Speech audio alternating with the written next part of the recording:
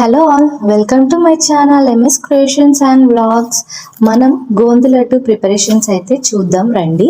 బాదం, కాజు, గసగసాలు, pumpkin seeds, flax seeds, sunflower seeds, కిస్మిస్, డ్రై కోకోనట్, పిస్తా అండ్ గీ. ఫస్ట్ ప్యాన్లో మనం గీ వేసుకొని బాదం మంచి కలర్ వచ్చేలా వేయించుకొని పక్కకి పెట్టుకోవాలి. మళ్ళీ అదే ప్యాన్లో నెయ్యి వేసుకొని కాజు వేయించుకోవాలి. వన్ బై వన్ అన్ని నిదానంగా వేయించుకోవాలి మంచి కలర్ వచ్చేలా.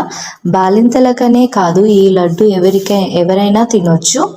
చాలా మంచిది హెల్త్కి. బాలింతలకైతే నడుము నొప్పికి చాలా బాగా పనిచేస్తుంది, అందుకే తప్పకుండా వాడండి.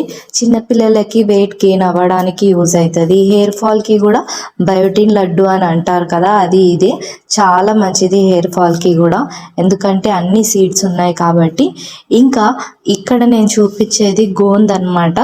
దీంతో మనకి చాలా హెల్త్ బెనిఫిట్స్ ఉన్నాయి, ఒకసారి వాడండి. ఇది కూడా మంచిగా నేను ఎలా రోస్ట్ చేస్తున్నానో అలా రోస్ట్ చేసుకోవాలి. సేమ్ మనం వాటిని పాప్కార్న్ వేయించుకుంటాం కదా, సేమ్ అలానే రోస్ట్ చేసుకోవాలి. మంచిగా క్రిస్పీగా అయిన తర్వాత స్మాష్ చేసుకొని పక్కకు పెట్టుకోవాలి. దీంట్లో ఇంకా మెయిన్ ఇంగ్రీడియంట్ వచ్చేసి డేట్స్ అన్నమాట. మంచి క్వాలిటీ డేట్స్ అయితే తీసుకోవాలి.